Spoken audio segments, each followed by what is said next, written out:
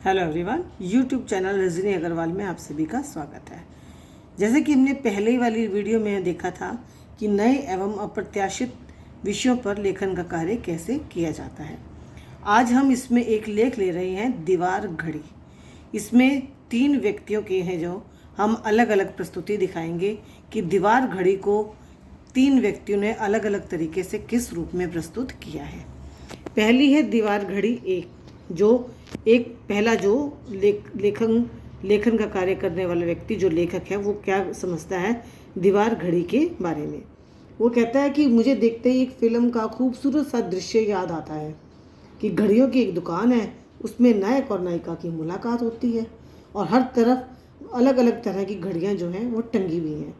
और जैसे ही कहते 12 बजते हैं, नायक कुछ कहना चाहता है तो एक बड़ी सी घड़ी की सुई जो है वो क्या करती है, बार बार आवाज़ आप लोगों ने सुनी होगी कि घड़ी जो है घंटा भर वाली जो होती हैं वो कभी 1 बजे हैं तो 1 बजेंगे, 2 बजेंगे तो 2 बार बजेगी, तो पता चलता है कि कितना समय जो है व्यतीत हो रहा है। तो इसमें जो लेखक ने जो है उस दीवार घड़ी को जो है एक फिल्मी दृश्य के अनुसार जोड़ दिया, विद के हिसाब से जोड़ दिया। तो ये कैसा लेख है, एक स्मृति आधारित है। मतलब उसने किसी ज़माने में एक फिल्म देखी थी और नायक और नायिका का घड़ी की दुकान पर मिलन दिखाया और उस मिलन को जो है दीवार घड़ी के रूप में अपने विचारों से अभिव्यक्त किया। दूसरी दीवार घड़ी जो है, जो दीवार घड़ी का जो दूसरा विचार है वो एक ऐसे व्यक्ति ने दिया है जो दार्शनिक किस्म का है। मतलब वो कैसा मिजाज है, दार्शनिक मिजाज है। और वो कैसे लिखता है, जब उसको कहा जाता है कि दीवार घड़ी के बारे में अपने विचार व्यक्त करें। वो कहता है, यह मेरे ठीक सामने है एक साफ सुथरी दीवार पर कील के सहारे टंगी हुई घड़ी। क्योंकि दीवार घड़ी है तो वो कील के सहारे ही दीवार पे टांगी जाएगी। और वो कहते हैं इसके लिए तर्कशास्त्रियों ने काफ़ी अनुमान लगाए होंगे, परंतु और ये अनुमान कहते हैं बिल्कुल निरापद है। दीवार पर अगर घड़ी टंगी है तो वो किसी न किसी कील या किसी के सहारे ही तो टंगेगी। और वो जो है इस चीज़ के लिए जो है ये बताते हैं कि ये जो लगातार घड़ी टंगी हुई है, किसी पे पानी गिर रहा है, कभी पानी कम है, मर्तबान खाली होते हैं, कहते उसी तरह ये दीवार घड़ी भी जो है टिक टिक टिक की आवाज़ करते हैं। जैसे पानी भी जब टपकता है तो कैसी आवाज़ आती है, टप टप टप। मतलब उन्होंने दीवार के लेख के लिए अपना दार्शनिक मिजाज जो है प्रस्तुत किया है।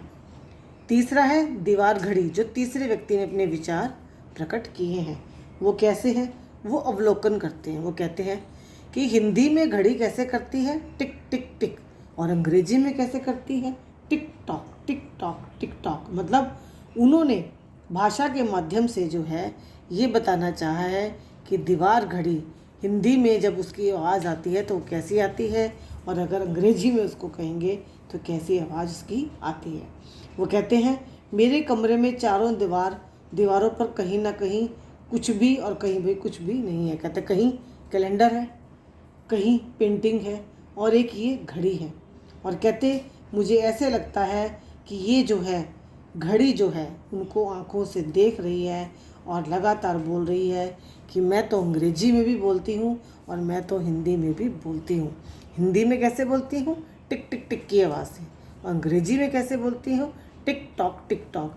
तो मतलब अब हमने देखा कि लेख हमारे पास क्या था, एक दीवार घड़ी, उसमें तीनों व्यक्तियों के विचार जो हैं वो अलग अलग थे। मतलब उन्होंने जो भी अपनी व्यक्ति दी है वो तीनों की ही अलग अलग है। पहले एक व्यक्ति की थी स्मृति आधारित, दूसरा दार्शनिक मिजाज थे, और तीसरे उन्होंने अवलोकन किया है कि किस प्रकार जो है हिंदी और अंग्रेजी भाषा में भी घड़ी जो है बोल सकती है। तो बच्चों, ये था लेख लिखने का एक नमूना, और आशा करती हूँ आपको बहुत अच्छे से ये समझ आया होगा। और अगर समझ आया है तो मेरे चैनल को सब्सक्राइब करना ना भूलें। धन्यवाद।